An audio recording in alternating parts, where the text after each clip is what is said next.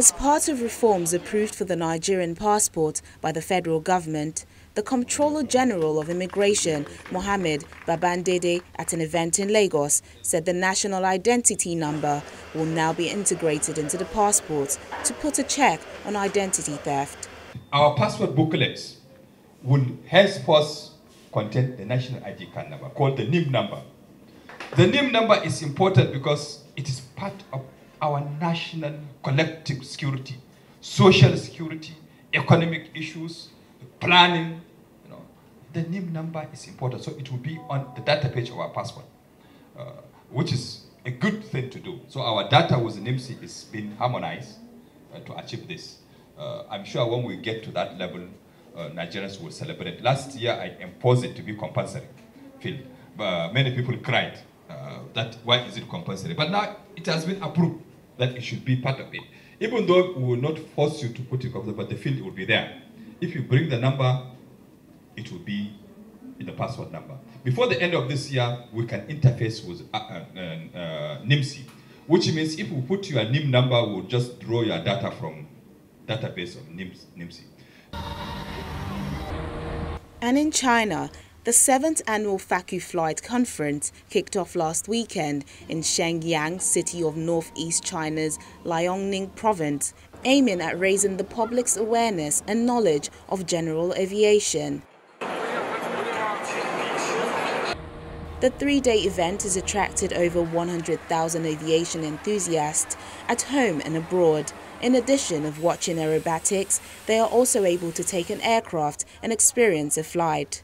Over 160 aircraft of more than 60 domestic and foreign types are on display at the exhibition area. In 2016, China tripled the airspace allotted for low-altitude flights from 1,000 meters to 3,000 meters above sea level.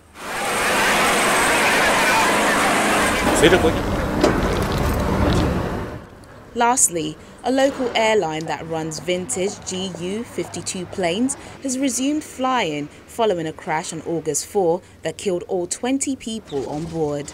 The Swiss company, which runs the 1930s aircraft for scenic and charter flights, resumed a day after a memorial service was held for the deceased passengers and crew. 3 Austrians and 17 Swiss were on board the Trimitor GU-52 aircraft when it crashed on the west side of the Piz-Segnitz mountain in the canton of Grisons. According to Swiss media, permission to resume flying is based on 3 conditions requiring the planes to fly above the legal minimum altitude, to have a data recorder on board, and passengers may no longer walk around and visit the cockpit during the flight, but must wear seat belts at all time the plane is in the air.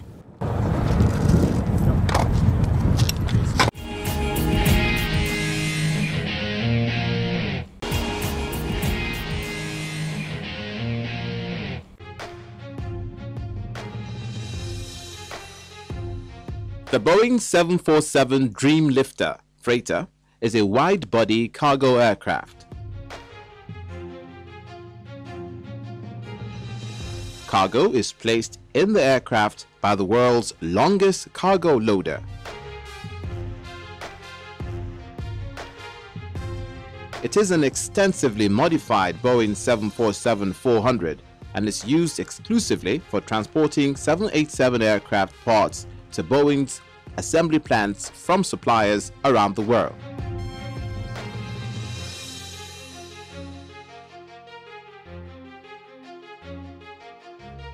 In 2003, Boeing commercial airplanes announced that, due to the length of time required by land and sea transport, air transport will be the primary method of transporting parts for the Boeing 787 Dreamliner, then known as the 7E7.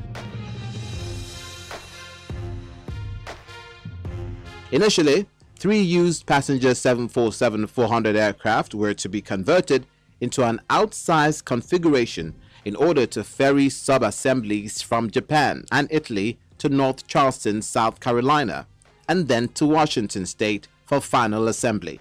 But a 4th was subsequently added to the program.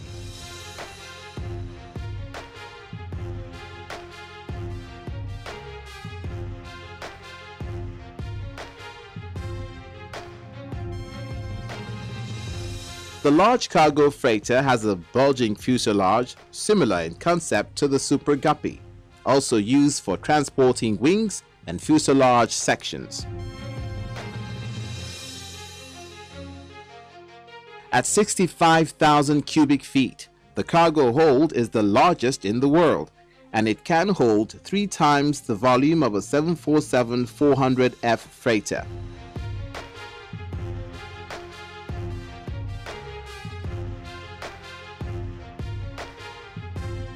To achieve this massive transporter, Boeing acquired 4 second-hand 747-400S, one from Air China, 2 from China Airlines, and another one from Malaysia Airlines.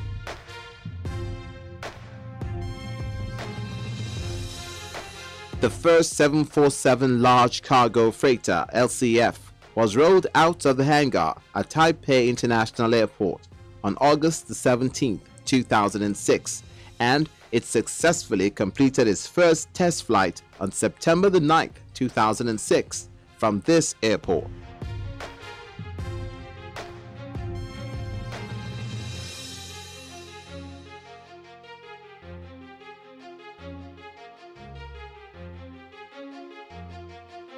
The first 2 LCFs entered service in 2007 to support the final assembly of the first 787 Dreamliners.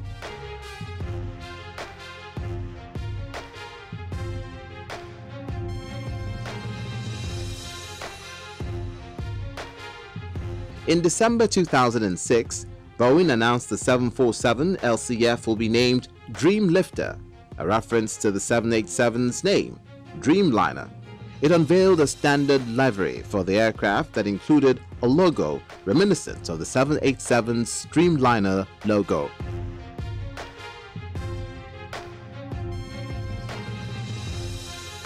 Certification finally came in June 2007.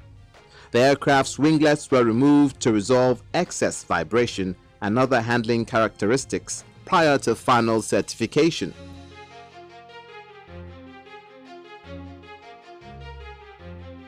As part of the flight test program, LCF delivered major sections of the 787 from partner sites around the world to the Boeing factory in Everett, Washington for final assembly.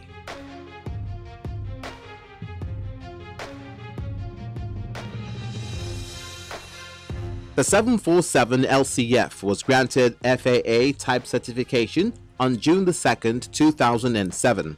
From its first flight in 2006 until certification in 2007, the Dreamlifter completed 437 hours of flight testing, along with 639 hours of ground testing.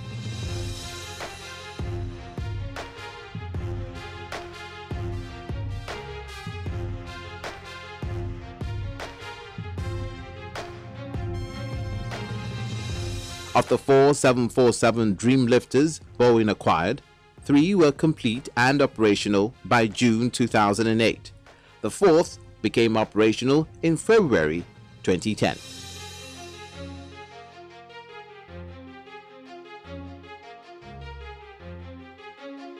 When fully loaded, the Dreamlifter needs a runway 9,199 feet long to take off.